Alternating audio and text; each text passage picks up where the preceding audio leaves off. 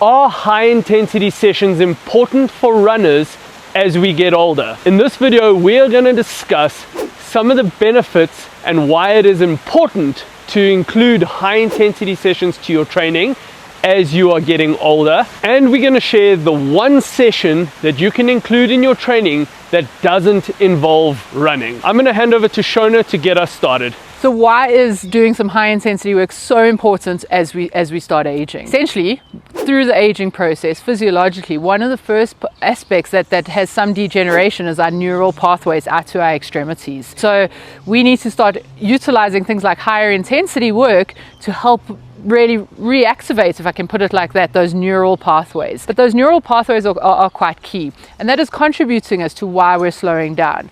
So by incorporating some higher intensity work, we're going to almost subset that or offset that and help us get a little bit faster. Of course, the caveat here is how much to be incorporating and where to be incorporating that, and we will touch on that in a little bit.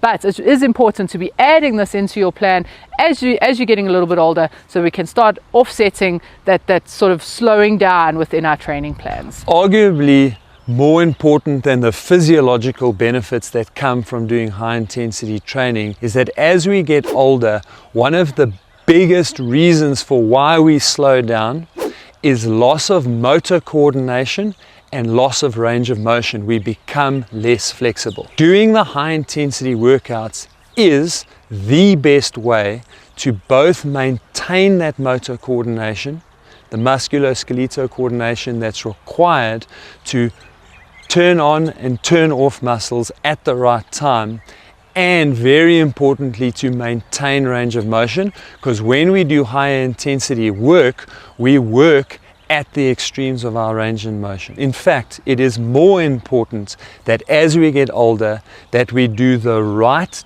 doses of high intensity exercise to minimize injury, but it's more important to have it in the plan than when we are younger, because if you don't maintain that coordination, if you don't maintain that range of motion, you are going to slow down much quicker as you get older. If you are just starting out, be cautious with adding intensity in. You do need to lay a foundation, you do need to lay a base, and the easy, lighter runs is what's allowing your body just to adapt to workload and strain that you're putting on. Don't go and dive straight into high intensity sessions being intervals, whether it's strength work, whatever it is. You need to make sure you're laying the foundations first, and then once you've laid a good foundation, much like building a house, you need to lay good foundations before you load on top of that. The same applies to your training when you're starting out. Down the line, once you've been consistent, hopefully injury free because you've been doing the right kind of loads, you then slowly start to add in different types of intensity sessions that then benefit you in other ways physiologically from a strength point of view and get you running even better. Another key thing that when we're aging, and I know that this is very true for post or peri or postmenopausal females, but it's also true for males as well, is managing your weight. That gets harder and harder as we age, and so incorporating some high intensity training into your training plan is going to help with this. It's going to help you just manage that weight a little bit better, because that slow, easy running isn't going to be doing the trick the same way it used to when you're in your 20s. The reason for this is that by incorporating some higher intensity work, it essentially uses more calories while you are working, and it adjusts some metabolic differences to allow for that to happen, and so you are able to help manage your weights a little bit better. And one of the ways that we can really help manage our weights and incorporate high intensity quite safely is by incorporating strength training, and Dev's going to touch on that. That one session I mentioned that doesn't include running, strength training. Now, strength training is a really good addition to your training program as we get older, and it becomes absolutely vital to use this as a term or a method of getting intensity into your training. Now, just to be clear, if you have never done strength training before or you are new to strength training, it's important that you lay the foundations first. So that means don't jump straight into high intensity strength training, or what you may have heard as high intensity interval training or HIIT type training. You have to lay the foundations. Much like you're running, you wouldn't dive straight into doing interval sessions and high speed work. you have to do the base work, you have to run nice and slow to start. The same applies with the strength training. Be that body weight work, be it mild light resistance work, just getting the basics right, really focusing on the technique aspect of things, and then building up into a little bit more higher intensity work, plyometric type of work, some jumps, those kind of things. We generally recommend at least 10 to 12 weeks of foundation type strength training before adding the higher intensity sessions in. I say that though, as we get older as runners, the natural regression in our muscles and our muscle mass is a decline.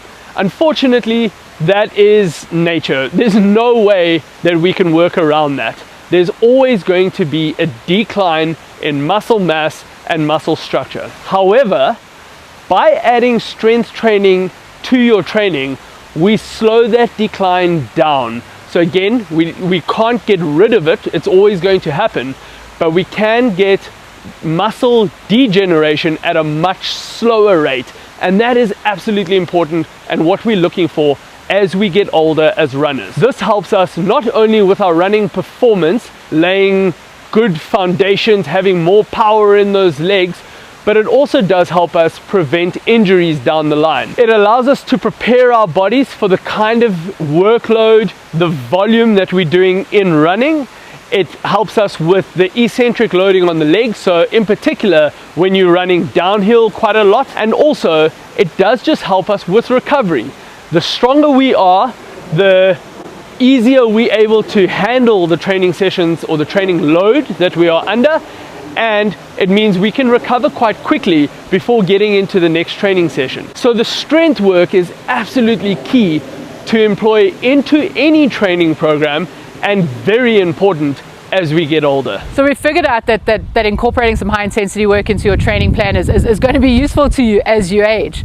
But how much? You just go out and do everything hard and everything at a high intensity? No, because if you do that, you're probably going to end up getting injured. We want to make sure that we're incorporating the right amount of high intensity in different forms, so whether that is with running or in strength training. And so we still want to stick to our basic principles of 80-20, right? So 80% endurance-based, slow, easy kind of running, and that 20% higher intensity. A lot of the literature out there at the moment, specifically for females, is saying go out and make sure you're doing everything really, really hard. If you are an endurance runner or an endurance athlete, you want to make sure that you are still preventing injuries, and by going out and doing everything hard, sure, that may help perhaps with some of your menopausal symptoms, but you're going to be putting yourself at a massive risk of injury. So just make sure that this high intensity work we are balancing well within our training plans. High intensity exercise is critical as you get over 50, but it does not stop the daily loss of strength as we get older.